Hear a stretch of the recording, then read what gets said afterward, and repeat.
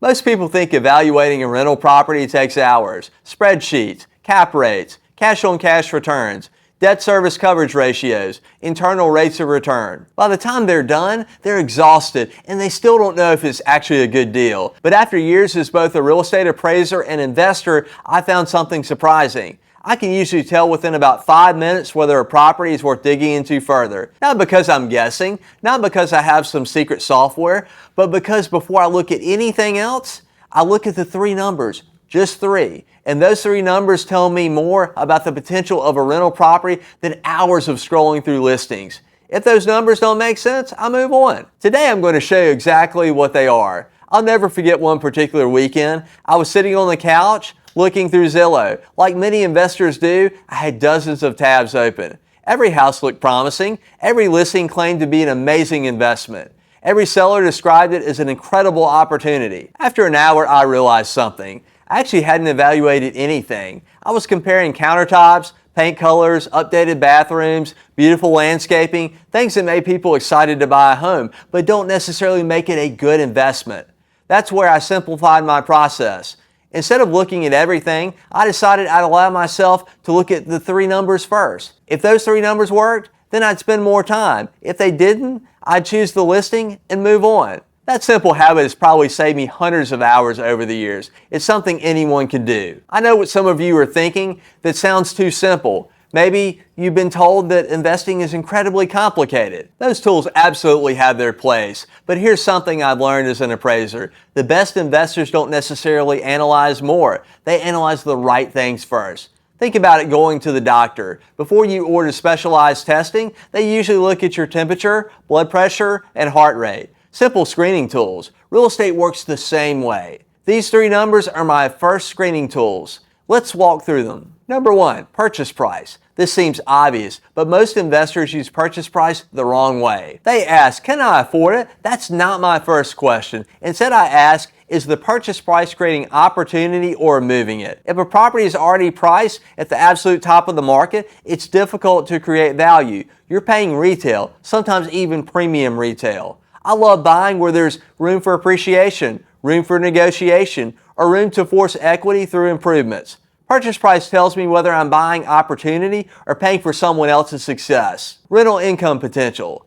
This one changes everything. Notice I didn't say current rent, I said rental income potential. Those aren't always the same. Sometimes rents are below market because the owner hasn't increased them. Sometimes they're above market and won't be sustained. I want to know what the market says the property should rent for, because rental income is what supports everything. It pays the mortgage, it covers repairs, it creates cash flow, and ultimately determines whether this property is helping me build equity. How about cost of repairs? This is the number beginners feel the most, and honestly it scared me too when I started.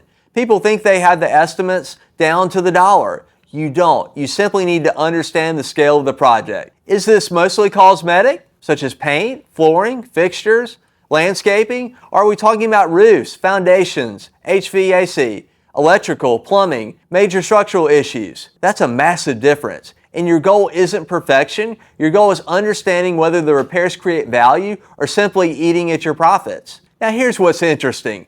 None of these numbers matter by themselves. A cheap purchase price means nothing if rents are terrible. Strong rental income means very little if repairs consume all your cash. Low repair costs don't matter if you overpaid by $50,000. The magic happens when all three things come together. Purchase price, rental income, repair costs. That's the first filter every property should pass. Now here's a challenge for you. The next time you're browsing Zillow, don't spend 20 minutes reading the description. Ignore the words charming, ignore move-in ready, ignore won't last. Instead, find these three numbers first. Purchase price, rental income, repair estimate. If those don't work, stop right there. Move on. There are always more properties. And to make this even easier, I created my free beginners instant equity checklist. It's the same checklist designed to help you quickly determine whether a property deserves more of your time. You can download it using the link below. I think one of the biggest reasons why new investors feel overwhelmed is because they believe they need to know everything before making a decision. They don't. They simply need a repeatable process. The goal isn't becoming the smartest investor in the room. The goal is becoming consistent. The more consistently you evaluate properties the same way, the better your decisions become. That's exactly what we're building here at Grow Wealth 101. Not hype, not shortcuts, a practical system that helps everyday professionals recognize value with confidence. Because once you can recognize value, you'll start seeing opportunities that other people scroll right past. If today's video gave you a simpler way to evaluate rental properties, I'd love to invite you to join our free Grow Wealth 101 community. Inside, you'll find other people learning the exact same framework, asking questions, sharing details, and building confidence together. It's completely free. I'd love to have you there. If you're getting value from these videos, subscribe to the channel and turn on notifications. Every week we're breaking down real-world investing through the lens of recognizing value, not chasing hype. I'll see you inside the community. But here's something most beginners never realize. You can find a property with the perfect purchase price, excellent rental income, and almost no repairs, and it can still be a terrible investment. Why? Because of 5 warning signs that most people completely overlook. In the next video, I'm going to show you the 5 red flags that make me walk away from a deal, no matter how good the numbers look. Some of them are invisible in the listing photos, some don't show up in a spreadsheet, and once you learn to spot them, you'll avoid mistakes that can cost investors tens of thousands of dollars. I'll see you in the next video.